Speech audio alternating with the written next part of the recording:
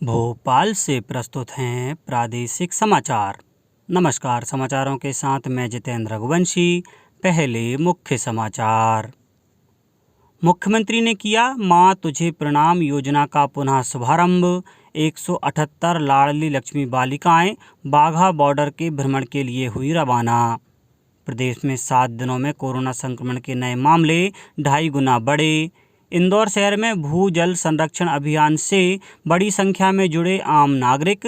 और ईद उल फितर और अक्षय तृतीया आज, प्रदेश में होंगे विशेष आयोजन।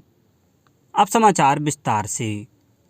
मुख्यमंत्री शिवराज सिंह चौहान ने कल भोपाल के रविंद्र भवन से मां तुझे प्रणाम योजना का पुनः शुभारंभ किया। मुख्यमंत्री ने लाडली लक्ष्मी बेटियों को यात्रा के लिए शुभकामनाएं दी। मुख्यमंत्री ने कहा कि 2007 में हमने लाडली लक्ष्मी बेटी योजना प्रारंभ की थी, जिससे 43 लाख बेटियां लाभान्वित हो रही हैं। उन्होंने 8 मई को प्रदेश में लाडली लक्ष्मी दिवस मनाने का ऐलान किया। श्री चौहान ने कहा कि मेरी बेटियां, आपकी रुचि जिस क्षेत्र में है उस क्षेत्र में आगे बढ़ो, जीवन में लक्ष्य निर्धारित करें, आत्मविश्वास से आगे बढ़ते रहें। मुख्यमंत्री ने कहा कि मां तुझे प्रणाम योजना में सीमाओं पर खड़े जवानों से आप बेटियां मिलेंगी और चर्चा करेंगी तो आपके भीतर भी मातृभूमि के प्रति सेवा का भाव जागृत होगा। इस योजना के तहत कल राज्य की 178 लाडली लक्ष्मी बालिकाएं पंजाब में अंतर्राष्ट्रीय सीमा बाघा हुसैनीवाला के भ्रमण के लिए रवाना हुईं। मुख्यमंत्री श्री शिवराज सिंह चौहान ने कहा है कि प्रदेश में कार्य कर रहे विभिन्न स्टार्टअप को एक प्लेटफॉर्म उपलब्ध कराने के लिए इंदौर में हब की स्थापना की जाएगी। प्रदेश में लागू होने वाली स्टार्टअप नीति और स्टार्टअप पोर्टल से प्रदेश में नवाचारों के क्रियान्वयन के लिए बेहतर वातावरण उपलब्ध हो सकेगा। मुख्यमंत्री श्री चौहान मध्य प्रदेश स्टार्टअप नीति तथा योजना कार्यान्वयन के संबंध में निवास कार्यालय में बैठक को संबोधित कर रहे थे। बैठक में जानकारी दी गई कि प्रदेश की स्टार्टअप नीति और स्टार्टअप पोर्टल का जल्द ही क्रियान्वयन शुरू किया जाएगा। क्रियान्वयन की शुरुआत प्रदेश के सभी विश्वविद्यालय, महाविद्यालय और इनक्यूबेशन सेंटर के साथ वर्चुअल सहभागिता के आधार पर होगी। स्टार्टअप नीति और पोर्टल के क्रियान्वयन में भारत सरकार के उद्योग संवर्धन एवं आंतरिक व्यापार विभाग तथा सूक्ष्म, लघु और मध्यम उद्यम मंत्रालय का सहयोग प्राप्त हो रहा है। साथ ही CII, FICCI, PhD, chamber of commerce, NASSCOM तथा टाई आदि राष्ट्रीय स्तर की संस्थाएं भी सहयोग कर रही हैं। प्रदेश में नए मरीजों की संख्या बढ़ने लगी है। पिछले सप्ताह की तुलना में बीते 7 दिनों में कोरोना के नए केस 2.5 गुना बढ़ गए हैं। पिछले हफ्ते में 73 मामले आए थे, वहीं बीते 7 दिनों में 191 नए पॉजिटिव मिले हैं।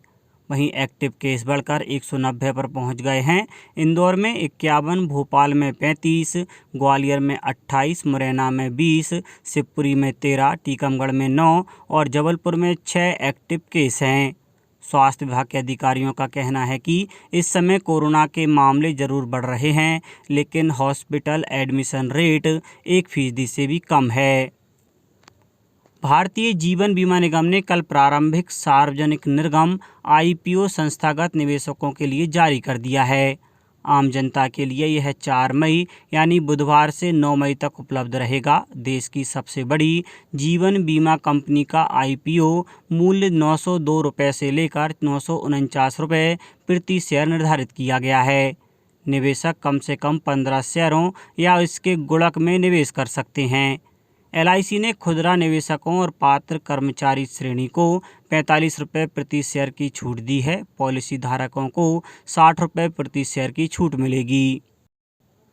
इंदौर शहर में शुरू किए गए भूजल संरक्षण अभियान से 1000 से अधिक नागरिक जुड़ चुके हैं। इन सभी ने अपने घरों की छतों पर रेन वाटर हार्वेस्टिंग सिस्टम लगाने की पहल की है। वहीं अब इस अभियान से औद्योगिक संस्थान भी जुड़ने लगे हैं। भूजल सर्वेक्षण अभियान के दौरान 1500 से अधिक औद्योगिक संस्थानों ने अपने यहां वाटर हार्वेस्टिंग सिस्टम लगाने का फैसला किया है। नगर निगम आयुक्त सुश्री प्रतिभा पाल ने बताया है कि ये सभी संस्थान 15 जून के पहले अपने औद्योगिक परिसर में भूजल संवर्धन के लिए वाटर हार्वेस्टिंग सिस्टम लगा लेंगे। इसके लिए औद्योगिक इकाइयों के प्रतिनिधियों को विशेषज्ञों के माध्यम से रेन वाटर हार्वेस्टिंग की पद्धति, तकनीक और निर्माण के संबंध में जानकारी दी गई है। किसान कल्याण तथा कृषि विकास मंत्री श्री कमल पटेल ने उर्वरक सब्सिडी राशि बढ़ाने पर प्रधानमंत्री श्री नरेंद्र मोदी, केंद्रीय कृषि मंत्री श्री नरेंद्र सिंह तोमर और केंद्रीय उर्वरक मंत्री श्री मनसुख भाई मांडविया का आभार व्यक्त किया है। केंद्रीय कृषि मंत्री श्री तोमर की अध्यक्षता में राज्यों के कृषि मंत्रियों की बैठक में कृषि मंत्री श्री पटेल ने वर्चुअली सम्मिलित होते हुए मध्य प्रदेश को खरीफ 2022 के लिए आवंटन अनुसार खाद उपलब्ध कराने का अनुरोध किया।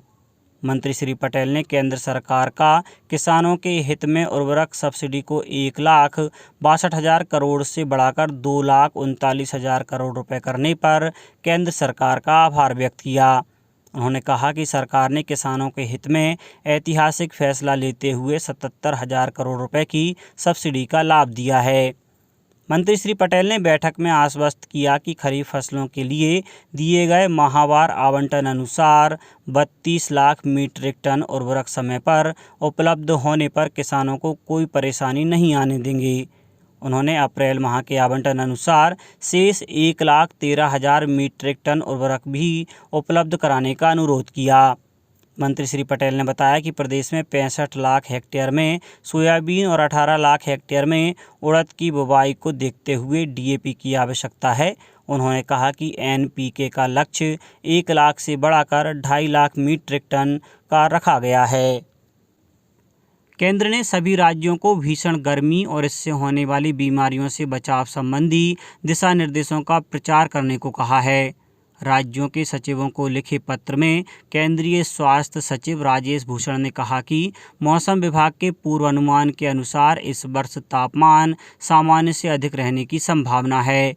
इधर प्रदेश में भी कई जिलों में अधिकतम तापमान 45 डिग्री के आसपास बना हुआ है। ऐसे में स्वास्थ्य विभाग ने अपील की है कि बढ़ती गर्मी और लू की चपेट में आने से बचने के लिए पर्याप्त मात्रा में पानी पीते रहें।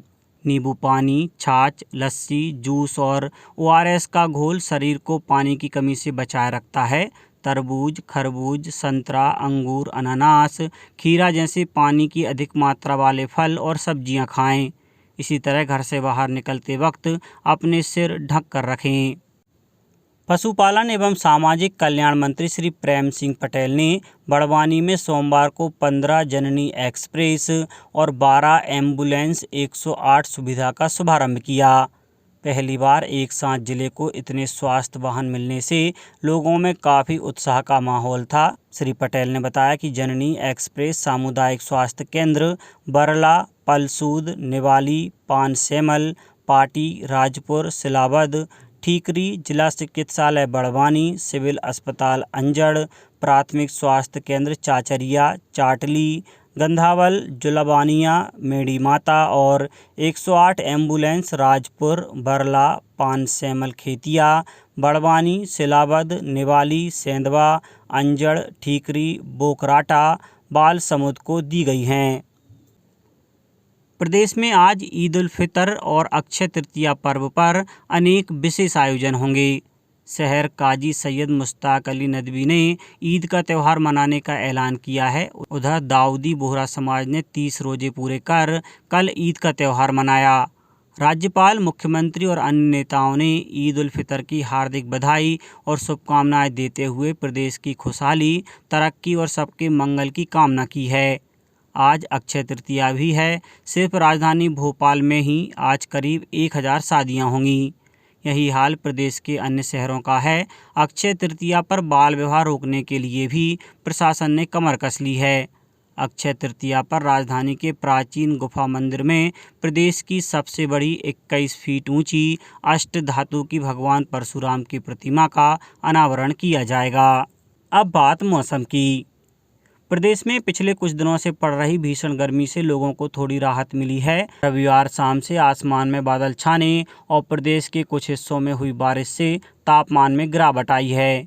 वरिष्ठ मौसम वैज्ञानिक राजेंद्र पुरी गोस्वामी ने बताया कि पाकिस्तान से आ रही हवाओं से बंगाल की खाड़ी में बने लो प्रेशर एरिया के कारण नमी आ रही है। इसी कारण 5 मई तक कुछ इलाकों में हल्की बारिश हो सकती है। इस दौरान भोपाल सहित कई जिलों में बूंदाबांदी और हल्की बारिश के आसार हैं। राजधानी का तापमान कल 42 डिग्री रहा, जबकि 45 डिग्री सेल्सियस के साथ नौगांव, खजुराहो और राजगढ़ प्रदेश में सबसे ज़्यादा गर्म रहे। अब कुछ समाचार संक्षेप में। मध्य प्रदेश राज्य हज कमेटी ने हज यात्रा के लिए चुने गए यात्रियों से 6 मई तक 81,000 रुपये और जरूरी दस्तावेज जमा कराने को कहा है। सतना जिले के रामनगर क्षेत्र के कर्रा पंचायत के मोहरबा में नवनिर्मित गौशाला भवन का लोकार्पण राज्य मंत्री राम खेलावन पटेल और सांसद गणेश सिंह ने किया।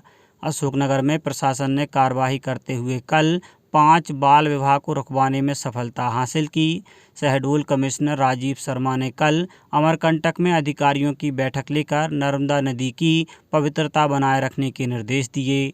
गुना प्रशासन ने सभी त्यौहार परस्पर सौहार्द के साथ मनाने की अपील की है। आगरमालवा कोतवाली पुलिस ने कल एक कंटेनर से 5,200 लीटर जहरीली शराब जब्त की। इसकी कीमत करीब 1 करोड़ रुपए आंकी गई है।